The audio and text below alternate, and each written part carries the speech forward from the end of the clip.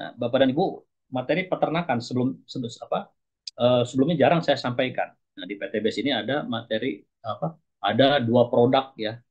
Yang pertama Nutrisel ya untuk sebagai premix atau mineral untuk lengkap untuk ruminansia dan unggas yang dicampur dengan pakan. Ada probiotik juga. Nah, yang probiotik Eco Farming probiotik inilah yang kita buat sebagai probiotik ya sebagai feed additive. Yang itu yang saya edukasi. Nah, ini kesempatan pertanyaannya. Jadi cara pengaplikasian eco farming original untuk probiotik katakanlah untuk ternak ya. Ternak itu ada ruminansia, unggas dan perikanan. Nah, yang untuk ruminansia berarti ruminansia ini adalah eh, hewan yang memiliki 4 lambung. Ada rumen, retikulum, omasum dan abomasum. Yaitu ada pada sapi, kerbau, kuda ya yang ruminansia kecilnya, kambing, domba dan kelinci. Nah, ini yang Ibu tanyakan yang dari Makassar, bagaimana cara pembuatan probiotik eco farming original untuk ternak ayam.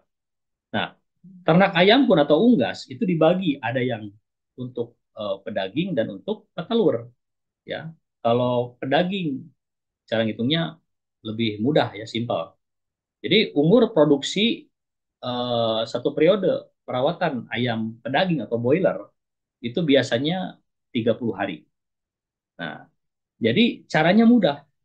Satu tub eco farming original ini bisa dilarutkan di dalam 1 liter air. Ya, itulah yang disebut dengan biang eco farming. Nah, satu tub ini dilakukan dalam 1 liter air. Maka setelah dicampur, itulah yang disebut dengan biang eco farming.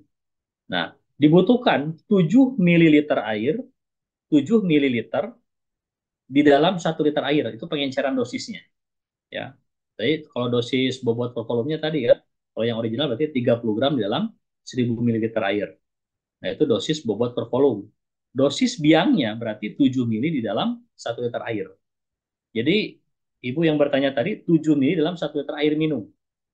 Nah, selanjutnya kita harus menghitung kebutuhan air minumnya. Ya, kebutuhan air minum. Antara DOC ya yang berumur 0 sampai 7 hari, 7 sampai 14, kemudian 14 sampai eh, apa namanya? Tambah terus 7 gitu ya. Itu berbeda-beda kebutuhan minumnya itu per 1000 kepala. Nah, maka di sini kita harus bisa menghitung dulu ya.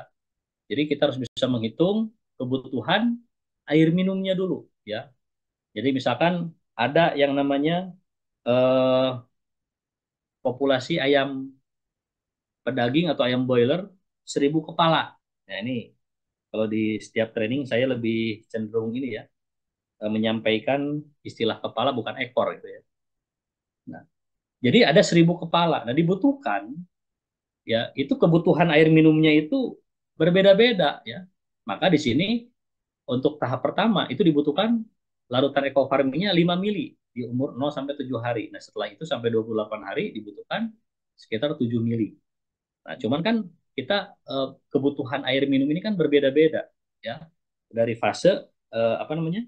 Fase pertumbuhan ayam ayam broiler tersebut. Jadi caranya satu tub dilarutkan dalam 1 liter air. Nah, itulah yang disebut dengan larutan eco farming atau biang eco farming. Nah, selanjutnya kita larutkan menjadi 7 mili dalam 1 liter air minum. Nah, jadi ini semua tergantung daripada jumlah populasi berapa per kepalanya. Nah, nanti silakan hitung dan prinsip utamanya silakan aplikasikan 3 hari sekali. Ya, jadi tidak harus setiap hari ya. Silakan aplikasi 3 hari sekali. Jadi kalau misalkan ada 30 berarti 10 kali pemberian. Dan ini tujuannya supaya apa? Supaya jangan sampai eh, tidak adanya efisiensi biaya. Nah, biasanya yang sudah menggunakan probiotik eco farming ini setiap ayam boiler nanti sistem digestifnya, sistem pencernaannya itu akan semakin membaik. Ketika sistem pencernaan membaik, akan berpengaruh terhadap sistem reproduksi, sistem enzimati, dan sistem metabolisme, sehingga akan meningkatkan kualitas tadi. Setelah diberikan probiotik, tingkat mortalitas kematian akan menurun, ya. Jadi kematian itu akan menurun, yang di ayam boiler ya. Kemudian, apalagi peningkatan bobot harian, ataupun peningkatan umur panen ini belum nyampe di 30 hari, sudah banyak yang tembus di 2 kilogram.